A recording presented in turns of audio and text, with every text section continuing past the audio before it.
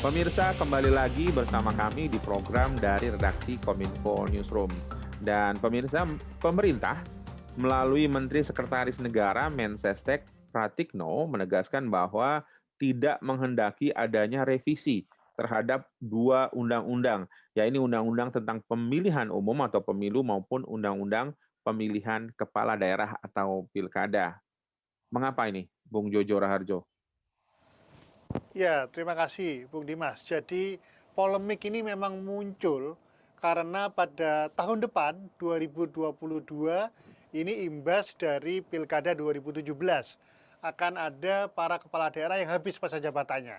Begitu pula pada 2023 imbas dari Pilkada serentak Juni 2018 akan ada banyak kepala daerah di tingkat gubernur maupun wali kota dan bupati yang habis masa jabatannya. Kita tahu kalau 2022 itu misalnya Gubernur DKI Jakarta, Pak Anies Baswedan. Kemudian 2018 ada Gubernur Jawa Tengah, Jawa Timur, Jawa Barat, habis masa jabatannya.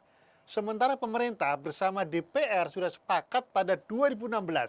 Bayangkan pada 2016, hampir 5 tahun yang lalu, bahwa akan ada pemilu dan pilkada serentak itu baru berlangsung 2024.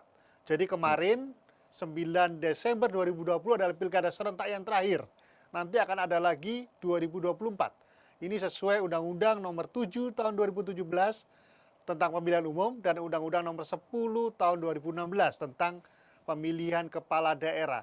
Jadi teknisnya tahun depan habis, maka akan ada penjabat. Jadi dari Kementerian Dalam Negeri Oke. akan mengutus eselon satunya untuk menjadi penjabat sementara di DKI Jakarta maupun daerah yang lain. Begitu pula untuk 2023 di daerah-daerah yang habis tidak akan ada pilkada. Baru nanti akan berlangsung pada 2024. Beberapa partai mengusulkan harus ada pilkada karena penjabat itu tidak bisa mengeluarkan keputusan strategis. Baik. Selain itu, nanti orang-orang itu akan hilang dari peredaran. Katakanlah Pak Anies akan kehilangan momen selama 2 tahun, begitu pula 2018 mereka-mereka yang sudah selesai pada 2023 begitu. Jadi harus ditegaskan, sudah disampaikan oleh Menteri Sekretaris Negara Pak Pratikno dan juga beberapa anggota DPR dalam berbagai talk show di televisi bahwa pilkada serentak baru akan berlangsung pada 2024 ini murni tidak ada urusannya untuk mengganjal siapapun. Tapi ini murni karena kita memang belum melaksanakan undang-undangnya. Undang-undang itu ditetapkan 2016, tetapi belum dilakukan bahwa akan ada pilkada serentak pada 2024. Jadi mengapa harus direvisi lebih dulu, wong belum dilaksanakan? Argumentasi dari partai pendukung pemerintah, termasuk standing point Pak Jokowi, Pak Pratikno, ya karena ini belum dilaksanakan. Baik. Bukan bermaksud untuk mengganjal satu orang atau dua orang sehingga akan kehilangan panggung menjelang Pilpres 2024. Itu yang dimaksudkan oleh pemerintah, bukan untuk mengganjal siapapun. Dan lagi ada pertanyaan dari KPU, pada pemilu serentak 2019 hanya Pilpres dan juga Pileg ada lebih dari 500 orang Oke, memang. anggota panitia pelaksana itu meninggal dunia di berbagai daerah di Indonesia karena kecapean begitu. Bagaimana kalau ini akan terjadi 2024? Ditegaskan bahwa tidak akan bersamaan antara pemilihan tingkat pusat ini lebih kurang akan berlangsung April, pemilihan DPR dan juga pemilihan presiden, sementara pilkada serentak di hampir seluruh tempat di Indonesia itu baru berlangsung November 2024. Jadi ada jeda waktunya. Jangan khawatir soal kelelahan, soal dipaksakan. Ini memang karena belum dilaksanakan undang-undangnya. Selain itu tentu ada efek yang lain, yakni ada budgeting yang selaras begitu. Sebuah pergantian yang serentak, presidennya ganti, gubernurnya ganti pada tahun yang sama ya. Kemudian wali kota, bupatinya ganti. Jadi nanti ada kebijakan yang selaras. Tidak seperti sekarang, presidennya ganti tahun berapa, gubernurnya tahun berapa, bupatinya pada tahun yang akan datang.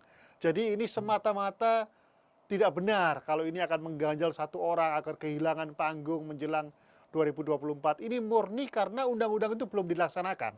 Jadi mengapa harus direvisi begitu? Oke, menarik juga nih, Bung. Emang jumlah berapa secara jumlah apakah signifikan, Bung Jojo? Pada 2022 tahun depan akan ada 270 Wah. penjabat atau PLT ya, penjabat istilahnya.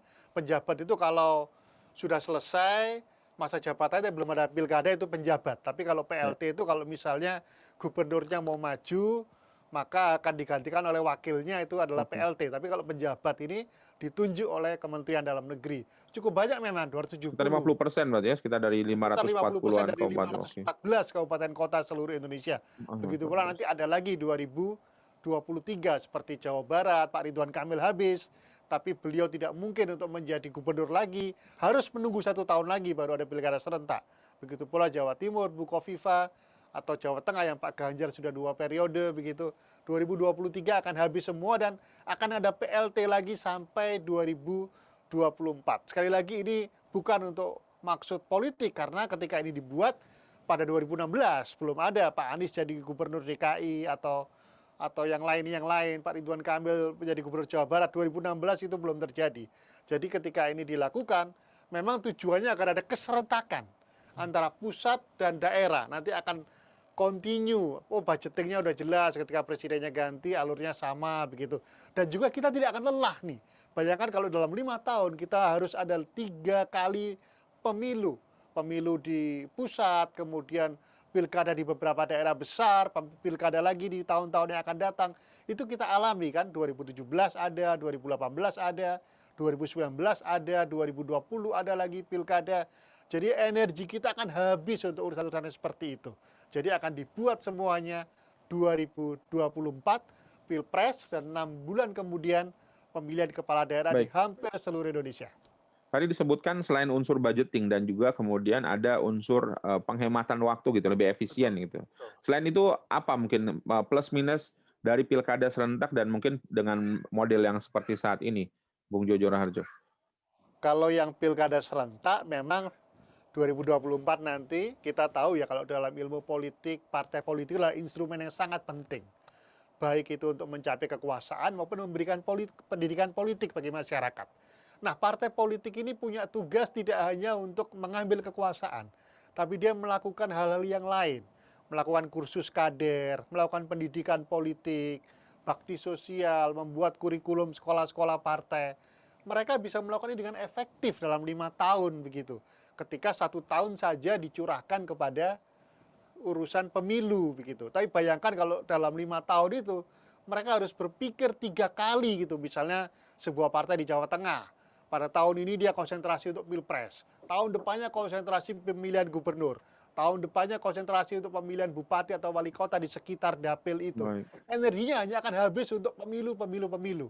Kapan mereka ada mempersiapkan kader, membuat sebuah sekolah politik atau kurikulum-kurikulum yang lain, sehingga partai ini menjadi sebuah alat yang mensejahterakan rakyat, tidak hanya dalam urusan kekuasaan, tapi juga bisa mencerahkan dalam urusan membangun sistem politik, Bung Dimas.